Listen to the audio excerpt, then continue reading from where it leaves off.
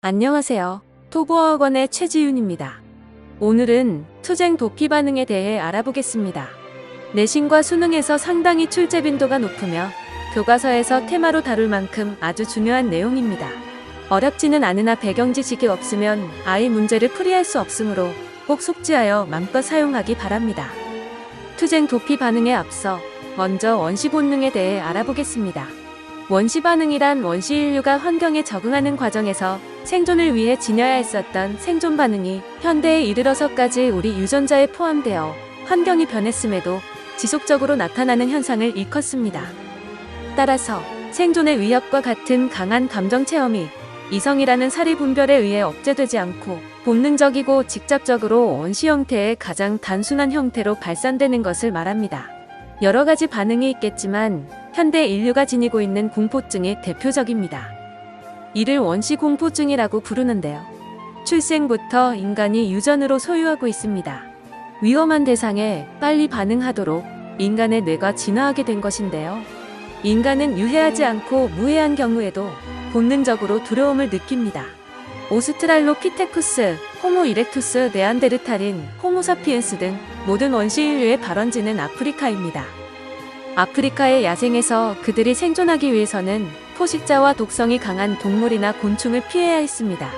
이때 생긴 공포증 중에서 대표적인 경우가 뱀과 거미 공포증입니다. 400만 년 전 아프리카의 뱀과 거미는 공포스러울 정도로 독성이 강했습니다. 크기가 작아 드러나지 않을 정도이므로 자칫 방심할 수 있는 상황에서 예측 불가능하게 공격을 당하면 사망에 이르게 됩니다. 사자나 호랑이보다 더 경각심을 일으키는 동물이므로 공포증이 상대적으로 더 컸을 수도 있습니다.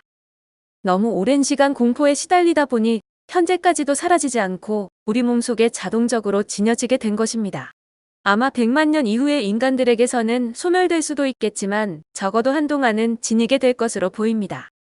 현재는 불필요함에도 유전적으로 지니게 된 비정상적 공포증인 뱀 공포증과 거미 공포증은 원시 공포증 중에서도 가장 유명해서 전문 용어가 있을 정도입니다. 꼭 알아두길 바랍니다. 원시 공포증은 대개 생후 6개월 이후에 발현됩니다. 실험에 따르면 평생 한 번도 뱀이나 거미를 본 적이 없는 아기들에게 뱀과 거미의 실물이나 사진을 보여주자 아이들의 동공이 비정상적으로 확대됨을 확인하였습니다.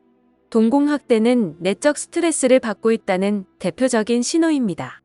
아기들이 본능적으로 공포로 인한 스트레스를 받고 있다는 것입니다. 흥미로운 연구가 있습니다. 생후 6개월 이전, 즉 공포증이 발현되기 이전에는 어떤 반응을 보였을까요? 가지고 놀기도 하고 깨물기도 하고 함께 뒹굴기도 합니다. 그리고 6개월 이후에는 어떻게 되었을까요? 공포증이 발현되지 않았습니다. 후천적 학습을 통해 공포증의 발현을 막을 수 있는 사례로 유명합니다.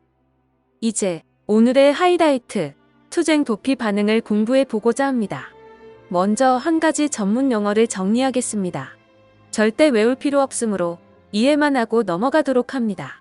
신경계는 중추신경계와 말초신경계로 나뉩니다. 말초신경계는 우리의 의식으로 조절 가능한 체성신경계와 의식으로 조절이 불가능한 자율신경계로 나눠집니다. 자율신경계는 다시 말해 우리의 생각과 의지로는 통제되지 않는 신경작용을 말합니다. 자율신경계는 다시 교감신경계와 부교감신경계로 나뉘는데 우리가 오늘 배울 투쟁 도피 반응은 바로 교감신경계에서 담당합니다. 일반적으로 긴장이 되는 상황에 처했을 때 활성화되는데 심장박동수 증가, 동공 확대, 근육 수축, 혈관 확장, 호흡, 침분비 등이 여기에 해당됩니다. 다시 원시시대로 거슬러 올라가겠습니다. 원시시대의 스트레스를 유발하는 대상은 무엇일까요? 다양한 종류가 있겠지만 대표적 포식자인 호랑이를 예로 들겠습니다. 총 3단계 과정으로 나눠보겠습니다. 1단계, 친구들과 함께 산에 음식을 구하러 갔다가 호랑이를 만납니다. 우리 숫자에 비해 호랑이는 한 마리이므로 만만해 보입니다. 한판 싸워볼까 하고 덤빕니다. 투쟁 반응입니다. 그런데 엿이 되었습니다. 한 친구는 이미 먹혔고, 한 친구는 정신이 나갔고, 한 친구는 팔이 날아갔고, 도저히 게임이 안 되는 상황입니다. 그래서 도망가기로 합니다. 도피 반응입니다. 결국 투쟁 도피 반응은 생존 본능이며 진화와 직결되어 있습니다. 1단계. 여기서 문제가 발생합니다. 투쟁 도피 사건이 발생할 때 우리의 반응이 일상적인 반응과 동일하다면 생존이 가능할까요? 호랑이를 만나 죽기 직전인데 삼각형의 특징이 무엇인지, 입맛이 당겨 침을 흘린다든지, 심장이 천천히 뛰거나 근육이 느슨해진다든지 따위의 불필요한 반응이 활성화된다면, 즉 긴박감과 두려움이 없다면 인간은 지금까지 생존하지 못했을 것입니다. 따라서 투쟁과 도피 시에는 교감신경계가 활성화되어 급격히 심박수가 상승하고 근육은 수축되고 혈관은 팽창하여 신체를 극도로 상승시켜주며 대상을 공격하거나 도망갈 곳을 찾기 위해 동공이 확대되는 등의 현상이 나타나는데, 이 모든 반응을 일으키기 위해 교감신경계가 호르몬을 분비하게 되는데, 이 호르몬이 바로 아드레날린이며 스트레스와 관련하여서는 스트레스 호르몬이라고도 합니다. 3단계. 여기까지 이해가 되었다면 이제 마지막 단계입니다. 스트레스 호르몬은 극히 제한된 상황, 즉 긴박한 상황에서 생존을 돕기 위해 고안된 생존 본능입니다. 아드레날린이 생존의 필수이긴 하지만 평상시에도 아드레날린이 계속 분비된다면 인간은 살 수가 없습니다. 여기서 3단계의 중요성이 드러납니다.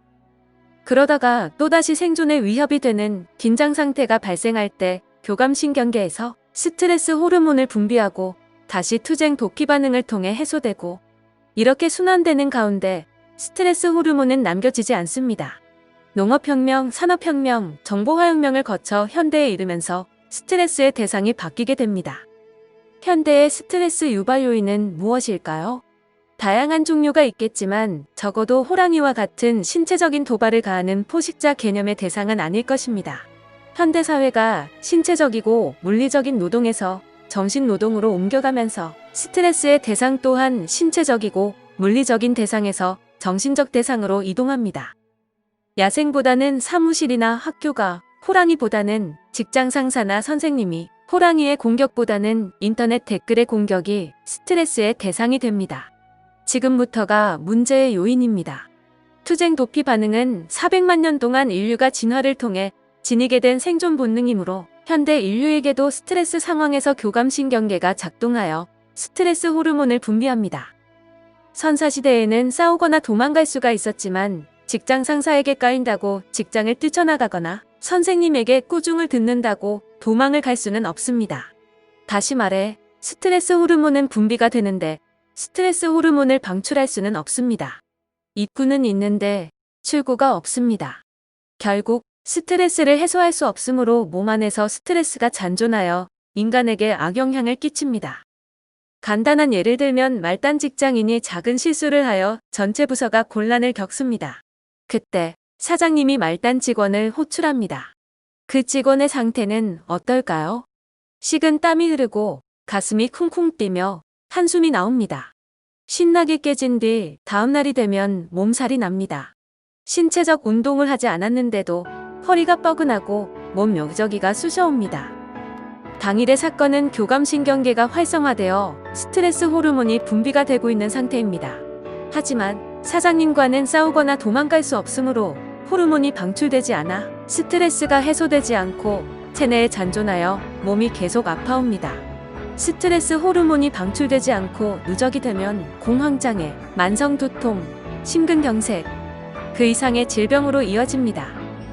그렇기 때문에 투쟁 도피 반응이 현대 스트레스를 설명하는 가장 설득력 있고 대표적인 가설로 자리 잡고 있습니다. 지금부터는 영상만 보여줄 테니 머리로 최종 정리합니다.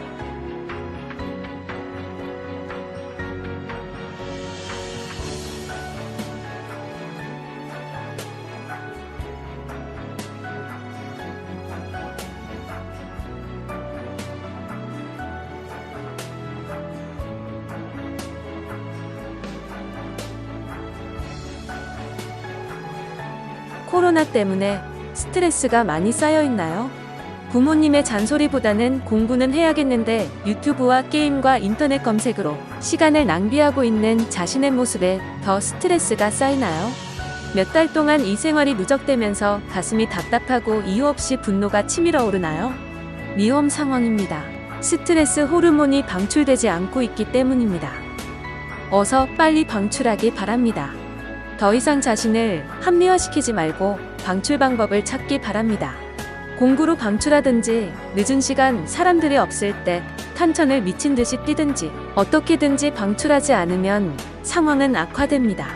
적절한 스트레스는 인간에게 이로울 수 있지만 누적되어 쌓아두면 필연적으로 악영향을 끼칩니다. 자기 자신을 보호해야 합니다. 수고하셨습니다.